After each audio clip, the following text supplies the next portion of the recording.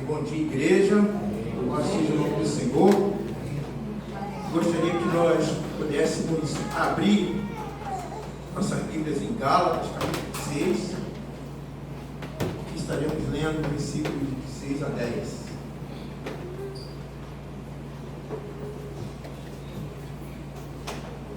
Então diz assim o texto: e o que é instruído na palavra, reparta-lhe todos os seus bens com aquele que o instrui. Não erreis, Deus não se deixa escarnecer, porque tudo o que o homem semear, isso também ceifará. Porque o que semeia na sua carne, da carne ceifará corrupção, mas o que semeia no Espírito, do Espírito ceifará a vida eterna. E não nos cansemos de fazer o bem, porque a seu tempo ceifaremos, se não houvermos desfalecido. Então, enquanto temos tempo, façamos o bem a todos, mas principalmente aos domésticos da fé. Amém. Semeando então a mensagem, que é por certo a melhor semeadura.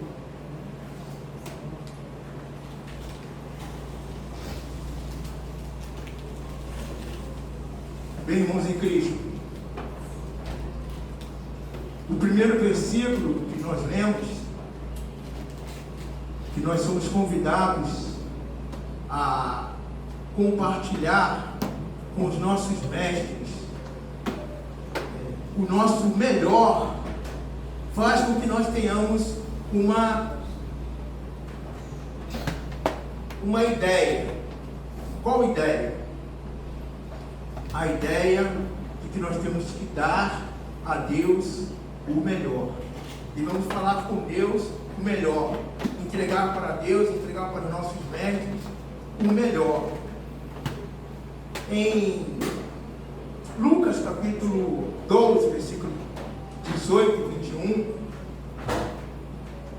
o texto diz assim: e disse: farei isto, derrubarei os meus celeiros, edificarei outros maiores, e ali recolherei todas as minhas novidades e os meus bens. Isso se trata de um homem avarento.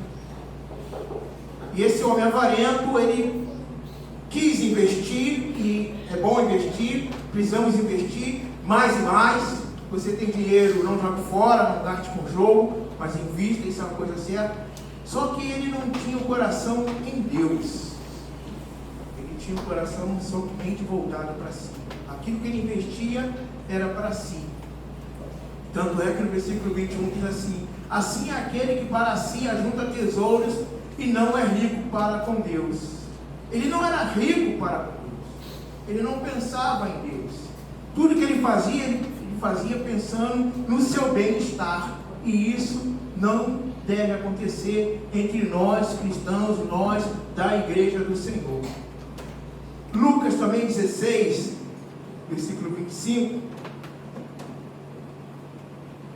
diz assim: disse, porém, Abraão: filho, lembra-te de que recebeste os teus bens em tua vida, e Lázaro somente males, e agora este é consolado e tu atormentado. Então é a passagem do rico e o pobre, em que o rico viveu a vida dele de forma regalada, desfrutando de tudo, mas sem pensar no próximo, muito menos pensar em Deus, muito menos em pensar no pós-morte. O que acontecerá comigo depois que eu partir, depois que eu morrer? Você pensa nisso? Precisamos pensar. Então, cada crente tem a sua responsabilidade diante das riquezas. Cada crente tem a sua responsabilidade pessoal, particular, peculiar, diante da vida. É uma criancinha, é um adulto, é o mais idoso, é o mais experiente. Cada um de nós tem a sua responsabilidade particular. Que coisas boas devemos compartilhar? Então, quando nós lemos esses dois textos que eu acabei de ler, Lucas 12 e Lucas 16, o que se pensa é no nosso dever para com a igreja, nosso dever para com os mestres, que nós devemos investir dinheiro, investir o nosso melhor para com eles, o melhor para com os missionários. E essa ideia, com certeza, também estava no coração do apóstolo Paulo. Essa fazia parte da ideia. Entretanto, irmãos, a responsabilidade é muito maior no nosso dia a dia. É você tentar alcançar algo sem pisar no outro, sem trapacear, sem roubar, sem fraudar alguém.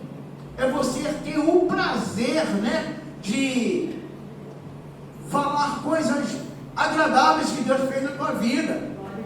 Domingo passado, depois da visita lá no hospital, vindo para cá, eu fui repreendido, eu fui exortado, eu fui orientado, e não foi pouco tempo não, mas foi bom para mim. Hoje mesmo a professora falou isso. Quando Deus vem ao teu encontro e fala no teu coração para te instruir, para te lapidar, é para o nosso bem. É melhor do que falar assim, não, continua assim mesmo, e não está com vontade, não, então para. Está com desejo de roubar, rouba, está com desejo de matar. Não, irmãos, precisamos dar a nossa vida para o Senhor, fazer o melhor para Deus. Apagou a luz, irmão, vocês viram o detalhe que aconteceu quando apagou a luz aqui? Na escola dominical, a escola dominical continuou como? Normal. Louvado seja o nome do Senhor. Isso, gente, nós precisamos falar, olha, para a mãe da professora, a escola dominical acabou a luz e a escola continua normal. Por quê? É algo agradável. A mãe vai falar assim, poxa, fiquei contente, porque minha filha fez o melhor. A minha filha glorificou a Deus, e nós precisamos fazer isso. Acabou a luz aqui no culto, irmãos. Ao invés de recuar, quem estava na liderança deu um passo à frente. Aleluia. Não sei se os irmãos notaram, mas tem um passo à frente, falando, eu estou aqui. A igreja vai continuar a louvar, a igreja vai continuar a bendizer. Nós precisamos entender isso. Nós precisamos fazer isso em todo tempo, em todo instante. Na hora do almoço lá no meu trabalho, um rapaz estava com um problema com a marmita dele. Ele falou, essa marmita aqui, estou até com medo de comer, minha esposa que fez, aquela coisa toda, ela brigou comigo, e ela é crente. Ela é crente. Mas ele não é casado com ela. Então a gente já vê que tem um julgo desigual, já tem coisa errada. Por que a crente casou com não crente? Porque lá na hora do almoço virou chacota, irmãos. Ele fala isso, as pessoas começaram a rir. Eu deixei cair um prato, ela ficou nervosa, falou palavrão. Parece que a gente está numa redoma, que a gente não pode ficar nervoso, a gente não pode estar ansioso, jogar um probleminha, a gente não pode replicar, a gente não pode. Tem uma nuvem grande de testemunhas. Porque depois que a gente fala palavrão, depois que a gente fica nervoso, depois que a gente quebra tudo, aí a gente quer pregar para o nosso vizinho. Aí o vizinho vai falar assim, poxa, o cara está pior do que eu. Que palavra é essa? Que mensagem é essa? Que vida é essa? Então nós pegamos estamos vivendo agora o momento da camisa brasileira, amarelinha, mas nós temos a camisa do cristão. Aleluia. E essa camisa não brilha nas trevas. As pessoas querem ver uma brecha em nós para que o Evangelho caia por terra. Bem, irmãos, em 1 Tessalonicenses, capítulo 1, versículo de 1 a 10, gostaria de ler e acompanhar com os irmãos.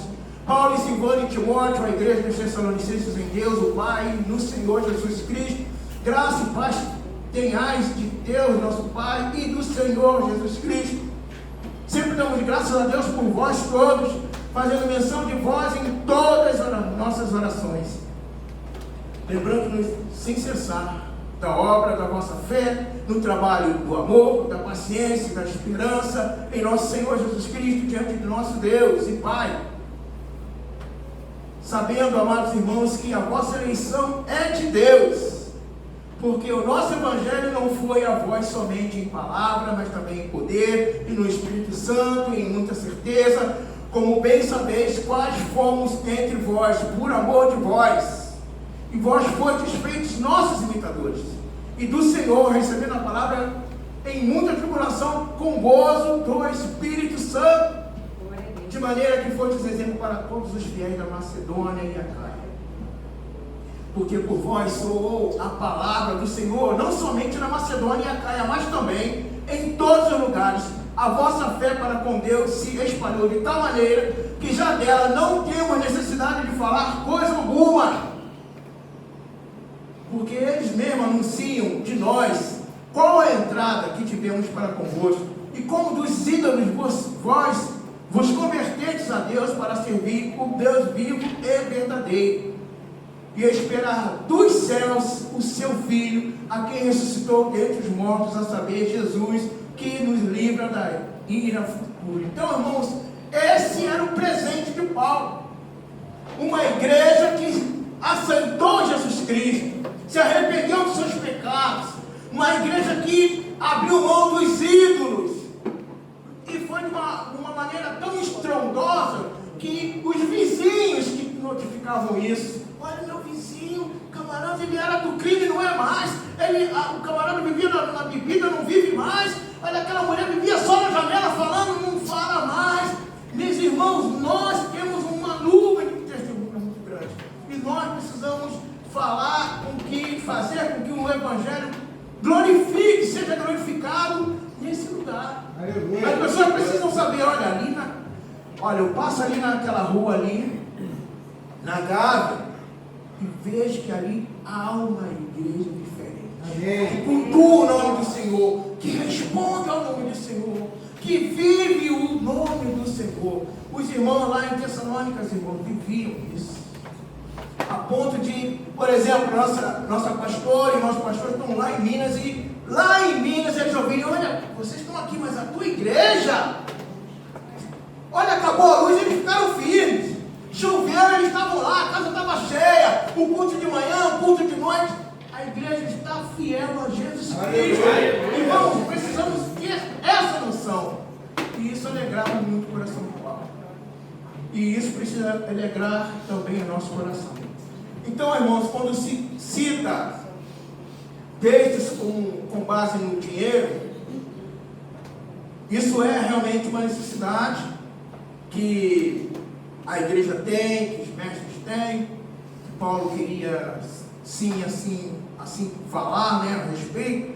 Entretanto, irmãos, precisamos entender que cada crente tem a sua carga de responsabilidade peculiar, que lhe cabe carregar, conduzir e compartilhar com aquele que o instrui na palavra. Então, faça isso, faça com que o teu mestre, o teu pastor, a igreja tenha boas notícias a teu respeito, tenha alegria a teu respeito. Eu imagino o pastor daquela senhora, se o marido dela chegar diante daquele pastor e falar: olha, minha esposa ficou nervosa e falou assim comigo, eu não gostei, não foi bom, falou tão alto, teve uma briga tremenda. Que não aconteça conosco, que nós possamos ser bênçãos. Terça-feira, se não me engano, foi terça-feira, assim, eu cheguei em casa e à noite estava lá, programação de jejum e oração. Irmãos, eu não sei se para você isso foi uma coisa boa, mas eu falei: estou dentro, eu toco, coloquei meu nome lá e fui para o joelho para a oração, porque para mim foi algo necessário. Isso eu preciso falar com o pastor, eu preciso comunicar ao pastor: pastor, essa ideia, essa colocação, eu já sabia, mas foi muito bom o que o senhor fez. E isso nós devemos comunicar àqueles que estão acima de nós, né? Aquela pessoa que saiu ali da Lapa, só vivia drogado, aí chega lá para o pastor, olha, já tem 5 dias que eu não uso. Irmão, é motivo de gratidão. Pastor, eu paguei minhas contas, é motivo de gratidão. Chegar para o pai e falar assim: olha, eu passei na prova, é motivo de gratidão. Aquele que o instrui, principalmente na palavra, precisa ter um feedback, precisa saber como o filho está. Mas eu contei na quarta-feira mesmo para uma pessoa que a minha igreja, na época do garotinho, quando eu era do Flamengo, ela repartiu Bolsa Família. E uma das mães chegou por último, praticamente o nome dela não estava, o nome do filho dela não estava, ela falou: olha, meu filho tem que receber, porque pelo meu filho eu mato, eu faço tudo, eu mato. Então, irmãos, eu fiquei analisando aquela ferocidade daquela mãe. Porque pelo filho ela fazia tudo, mas estava disposta a trabalhar? Estava disposta a lavar roupa lá fora? Estava disposta a varrer a rua? Estava disposta? Não! Só estava disposta a matar, fazer bagunça, fazer um alarde. Nós somos cristãos, irmãos. A nossa responsabilidade pessoal é muito grande. Então Paulo estava alertando quanto a isso. Nessa semeadura que nós precisamos fazer é a longo prazo. Nós queremos geralmente fazer a semeadura a curto prazo. Eu quero investir 1 e ganhar 2. Eu quero investir 10 e ganhar 20. Logo agora, hoje. Mas no reino de Deus não é assim. É a longo prazo. Aguarde, espere, tenha confiança. E no versículo 7, então, irmãos, diz assim o texto: não vos enganeis, de Deus não se zomba. E não vos enganeis, tem algumas referências aqui. Cada crente tem a sua responsabilidade, portanto, ninguém pode brincar com as leis de Deus. Ele não as alterará em nosso benefício. E aí 1 Coríntios 6:9 diz assim, 1 Coríntios 6:9: não sabeis que os injustos não vão herdar o reino de Deus? 1 Coríntios também 15:13: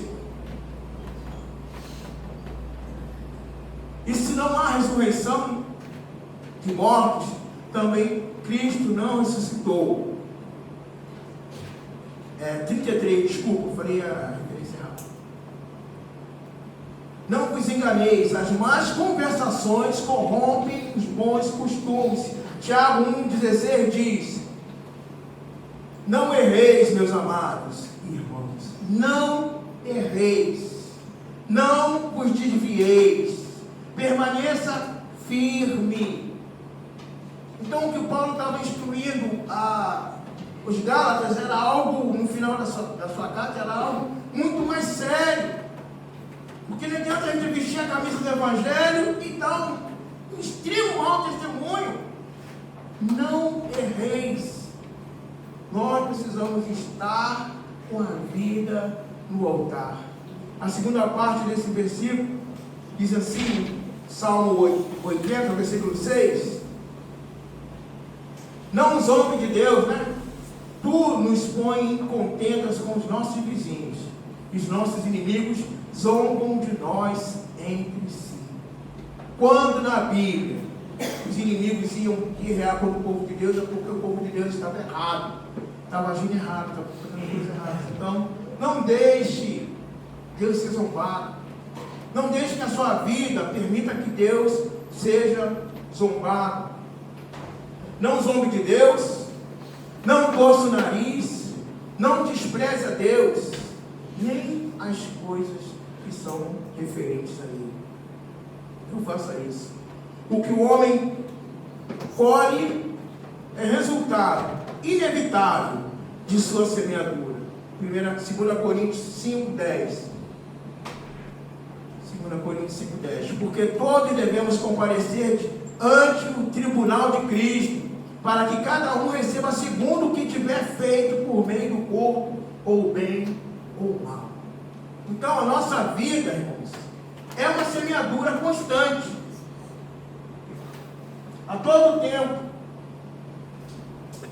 a todo instante, nós estamos semeando. As pessoas estão nos vendo. Nós somos a Bíblia que as pessoas leem. Então, no nosso trabalho, na nossa escola, na nossa casa, as pessoas estão vendo o nosso comportamento. As pessoas estão vendo o que nós somos.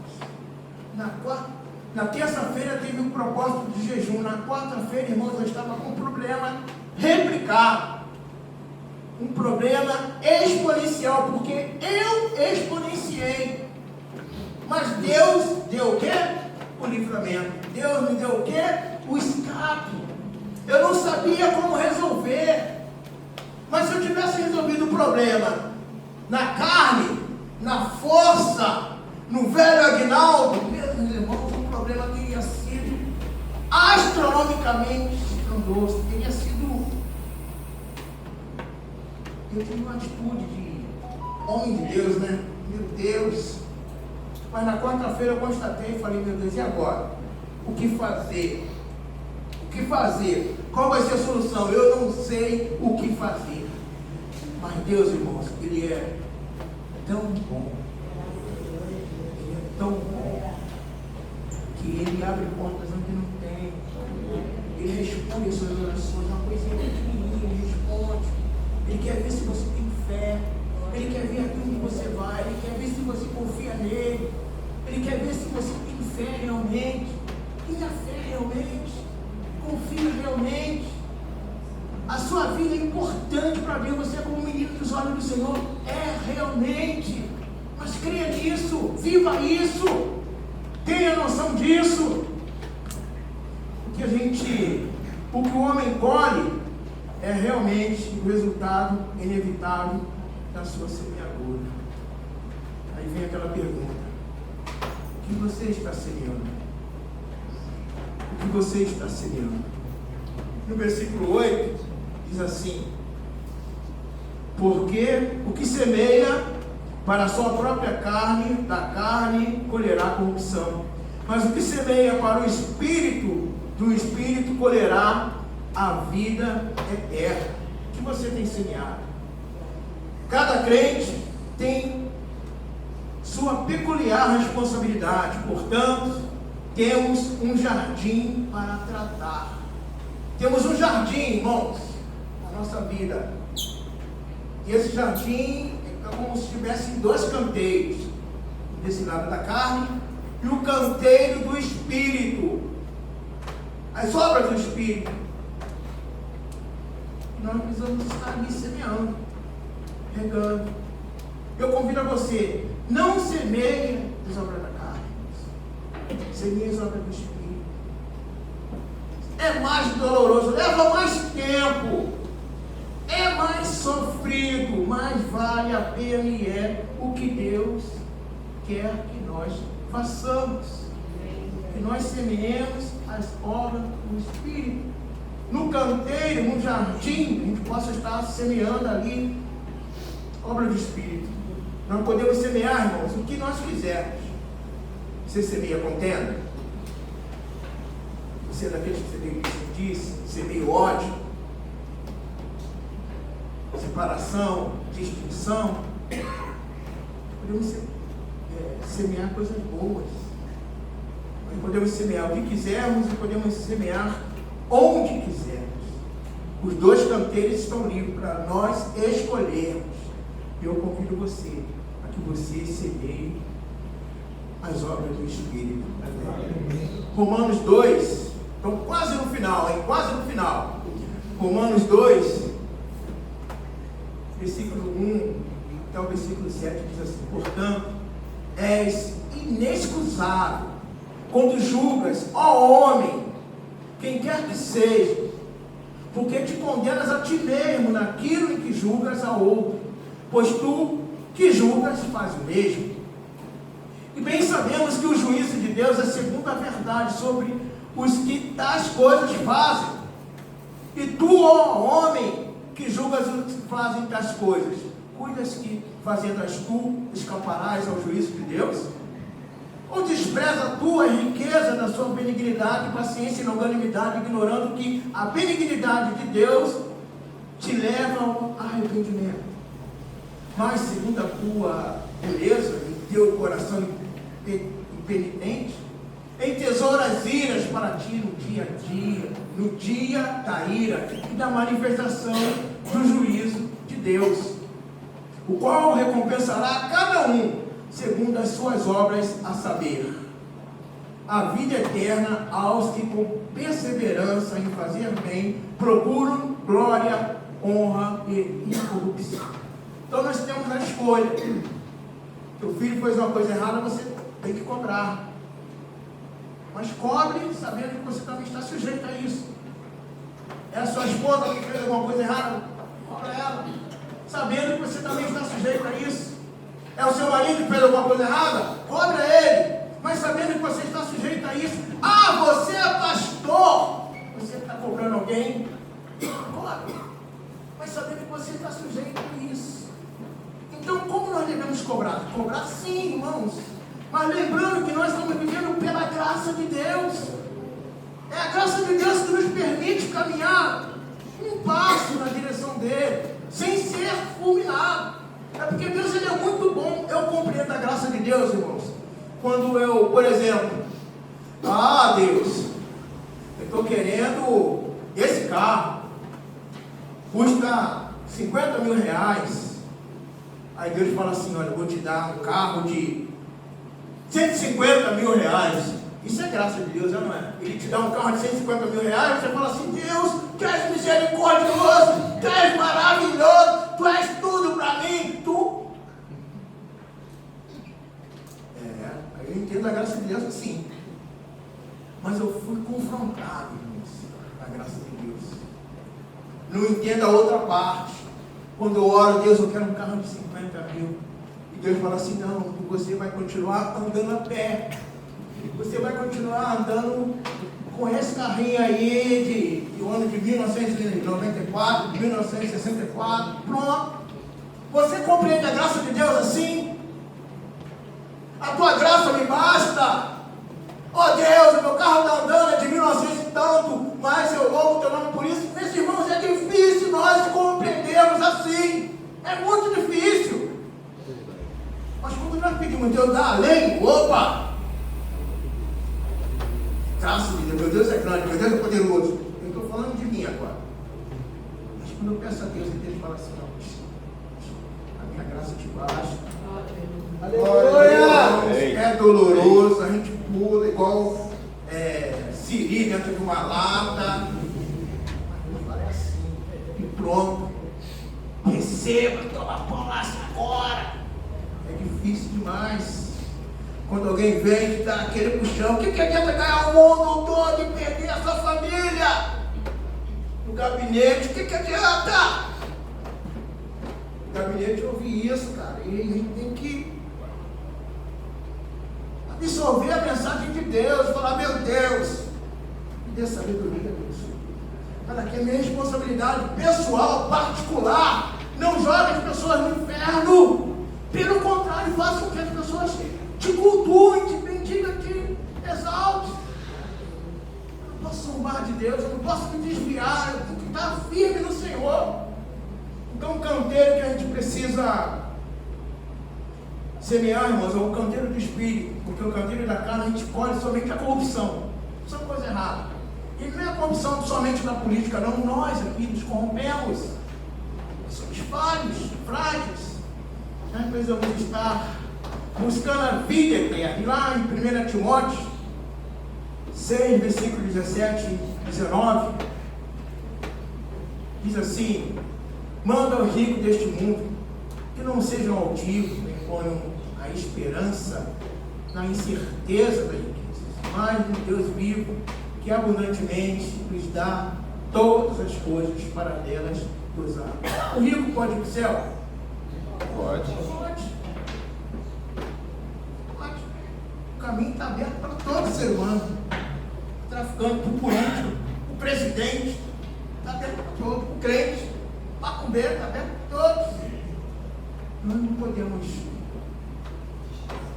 zombar de Deus, nos desviar. Nós precisamos fazer as coisas focadas com a ideia da vida eterna, com a ideia, irmãos, de glória glória para o Senhor, honra ao Senhor e com a ideia da imortalidade. Nós devemos viver todo momento pensando, olha, quando eu partir daqui, eu vou estar com o Senhor. O Senhor vai estar ao meu lado.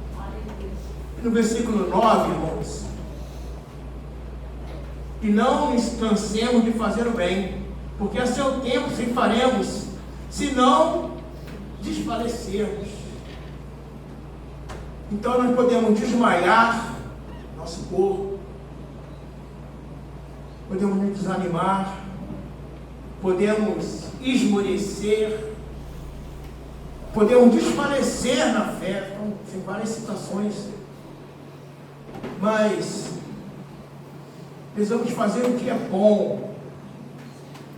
E a melhor espécie de semeadura a seu tempo. Nós precisamos fazer essa semeadura boa a seu tempo, no tempo apropriado para a colheita, e não antes. O que você faz de bom hoje, aplique sim, dê o seu melhor sim, para quando você estiver com Deus, Ele te recompensar, porque é Deus que vai te recompensar. Aleluia. O homem não te recompensa. Eu não sei que vocês vivem no trabalho, mas os crentes no trabalho, pelo menos no meu trabalho, irmãos, as pessoas pisam na cabeça. Os crentes são os que mais são cobrados, os que mais são moídos, os que mais trabalham, os que descarregam o caminhão, os que vão de manhã no prazo, os que voltam, e as outras pessoas. E os crentes ficam por último, articulado pela gerência, fica por último, vai para a rua por último. Eu não sei se você sofre injustiça, mas o que você faz de melhor, faça para Deus. É Deus que vai te recompensar, é Deus que te fez. Trabalhe para Deus. E eu preciso colocar isso no meu coração, trabalhar para Deus. Trabalhe para Deus, irmão. Não somente quando estiver no ministério, não somente quando estiver cantando, mas trabalhe para Deus quando você estiver atrás do fogão, dando aula, ficando em todo lugar, quebrando uma pedreira. Trabalhe para Deus. Então, irmãos, no tempo apropriado para a colheita, não antes, nós queremos receber antes. A grande ocasião da colheita será na vinda do nosso Senhor. Então, você tem um outro versículo para citar, mas não desfaleça. Indica exaustão física, indica relaxamento do esforço, provocado por um colapso moral, espiritual, que pode ser por aparente falta de resultado na obra cristã, ou por alguma esperança adiada, que chega até adoecer o coração. Então, os cristãos de Gálatas vão receber esse alerta: não esmoreça, não desfaleça. Você vê justiça, mas continue caminhando, continue seguindo, um passo de cada vez. Não esmoreça. A coisa está difícil, não esmoreça. É problema na política, não esmoreça. É problema na igreja, não esmoreça. Não esmoreça. Permaneça firme. Você fez um pedido a Deus, está demorando, né? Está demorando, mas pode. É Deus que vai te dar na hora certa, se Ele quiser. Não precisa de Deus. Também nem tente ajudar a Deus. Abraão quis ajudar a Deus porque Deus estava demorando. Ele aceitou uma orientação da esposa, constituiu um novo casamento e deu um problema que já passa de mais de 2000 anos, uma série grave, de grande partido. Então não tente ajudar a Deus.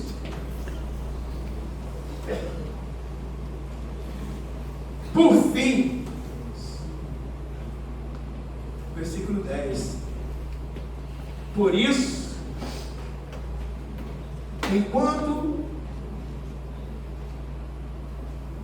tivemos oportunidade, façamos o bem a todos, mas principalmente aos da família da fé. Precisamos colocar isso no nosso coração. Vou fazer o bem a todos, sem olhar quem. Se meu chefe é justo ou não, se meu vizinho ou não, se é a ex do meu marido, se é o ex da minha, se é isso, faça o bem, glorifique a Deus, faça o bem. Cada crente tem sua responsabilidade peculiar. Há um período próprio para a semeadura. Há um período próprio para a colheita. Nós que semeamos precisamos ter esse entendimento. O que importa agora é que semeemos abundantemente, fazendo bem, principalmente aos que se arrependem, aos que se arrependeram dos seus pecados, receberam o perdão de Deus e hoje são nova criatura. Precisamos fazer o bem.